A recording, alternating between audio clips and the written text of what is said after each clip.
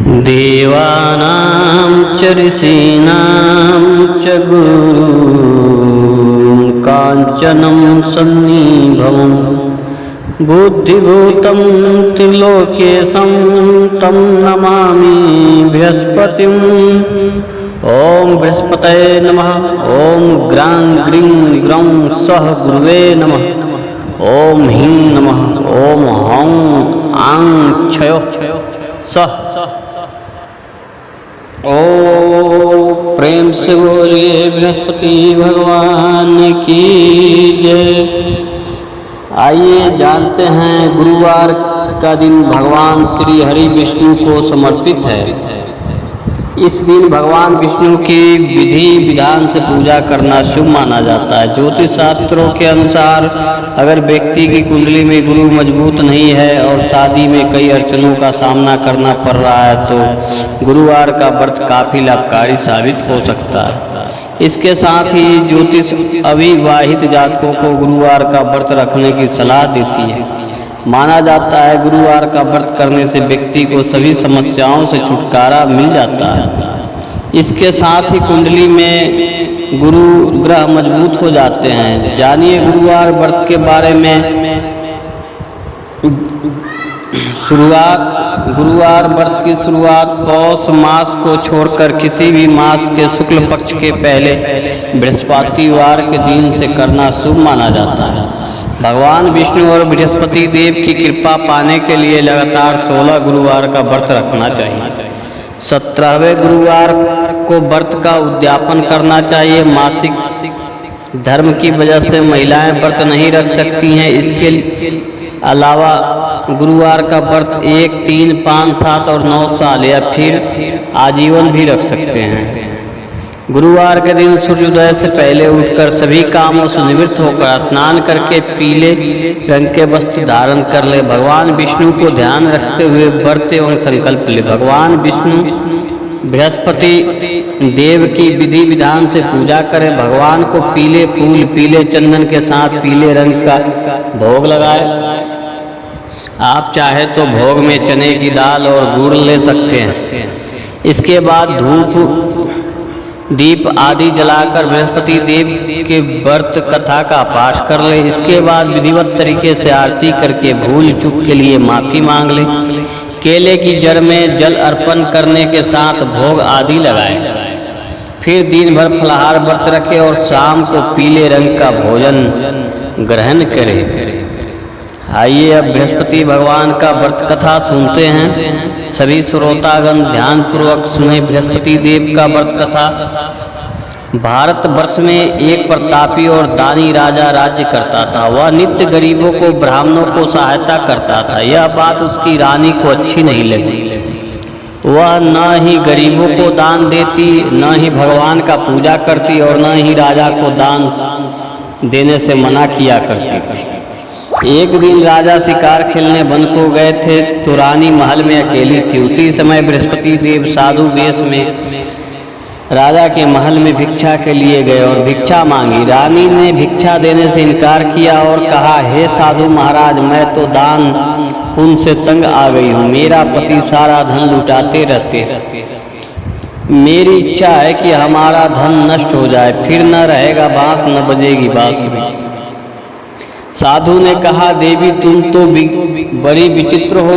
धन संतान तो सभी चाहते हैं, पुत्र और लक्ष्मी तो पापी के घर भी होनी चाहिए। यदि तुम्हारे पास अधिक धन है तो भूखों को भोजन दो, प्यासे के लिए प्याऊ बनाओ, मुसाफिरों के लिए धर्मशालाएं खुलवाओ। जो निर्धन अपनी कुंवारी कन्याओं का विवाह नहीं कर सकते उनका विवाह करा दो। ऐसे और कई काम हैं जिनके करने से तुम्हारा यश लोक परलोक में फैलेगा। परंतु रानी पर उपदेश का कोई प्रभाव न पड़ा। वह बोली, महाराज आप मुझे कुछ ना समझाएं। मैं ऐसा धन नहीं चाहती जो हर जगह बांटती फिरूं। साधु ने उत्तर दिया, यदि तुम्हारी ऐसी इच्छा है तो तथास्तु। तुम ऐसा करना कि बृहस्पतिवार को घर लीपकर पीली मिट्टी से अपना सिर धोना, स्नान करना, भट्टी चढ़ाकर कपड़े धोना। ऐसा करने से आपका सारा धन नष्ट हो जाएगा। इतना कहकर वह साधु महाराज वहाँ से आलोक हो गए।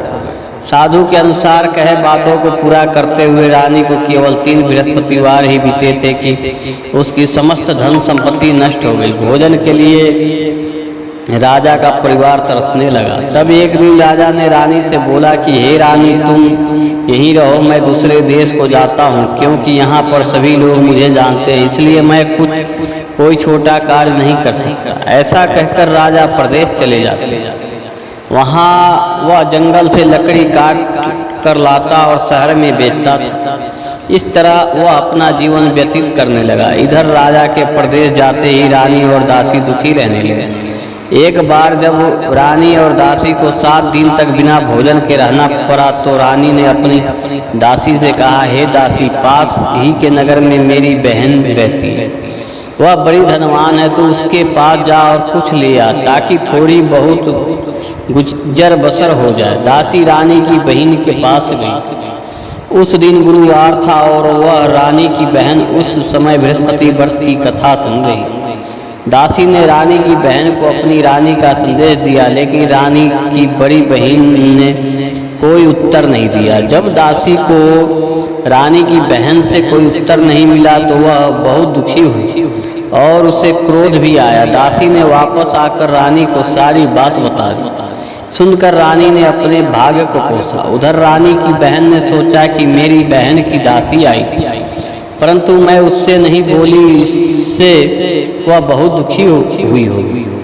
कथा सुनकर और पूजन समाप्त करके वह अपनी बहन के घर आई और कहने लगी, हे बहन, मैं बृहस्पतिवार का व्रत कर रही थी, तुम्हारी दासी मेरे घर आई थी, परंतु जब तक कथा होती है तब तक ना तो उठते हैं और ना ही बोलते, इसलिए मैं नहीं बोली। कहो दासी क्यों गई थी? रानी बोली, बहन, तुमसे क्या छुपाऊं, हमारे घर में खाने तक को अनाज नहीं था। ऐसा कहते कहते रानी की आंखें भर आई। उसने दासी समेत पिछले 7 दिन से भूखे रहने तक की बात अपनी बहन को विस्तार पूर्वक सुना दी। रानी की बहन बोली, देखो बहन, भगवान बृहस्पति देव की सबकी मनोकामना को पूर्ण करते हैं। देखो शायद तुम्हारे घर में अनाज रखा हो। पहले तो रानी को विश्वास नहीं हुआ, पर बहन के आग्रह करने पर उसने अपनी दासी को अंदर भेजा तो उसे सचमुच अनाज से भरा एक घड़ा मिल गया।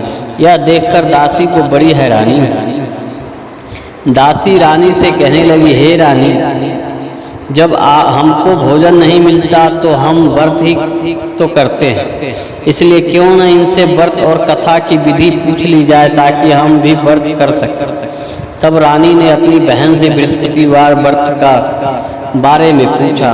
उसकी बहन ने बताया, बृहस्पतिवार के व्रत में चने की दाल और मुनक्का से विष्णु भगवान का केले की जड़ में पूजन करे तथा दीपक जलाए, व्रत कथा सुने और पीला भोजन ही करे, इससे बृहस्पति देव प्रसन्न होते हैं। व्रत और पूजन विधि बताकर रानी की बहन अपने घर को लौट गई। 7 दिन के बाद जब गुरुवार आया तो रानी और दासी ने व्रत रखा। घुड़साल में जाकर चना और गुड़ लेकर आई, फिर उससे केले की जड़ तथा विष्णु भगवान का पूजन किया। अब पीला भोजन कहाँ से लाए, इस बात को लेकर दोनों बहुत दुखी थे। चूंकि उन्होंने व्रत रखा था इसलिए बृहस्पति देव ने उनसे प्रसन्न थे, इसलिए वे एक साधारण व्यक्ति का रूप धारण कर 2 थाले में सुंदर पीला भोजन दासी को दे गए। भोजन पाकर दासी प्रसन्न हुई और फिर रानी के साथ मिलकर भोजन ग्रहण किया। उसके बाद वे सभी गुरुवार को व्रत और पूजन करने लगे। बृहस्पति भगवान की कृपा से उनके पास फिर से धन संपत्ति आ गया, परंतु रानी फिर से पहले की तरह आलस्य करने लगी।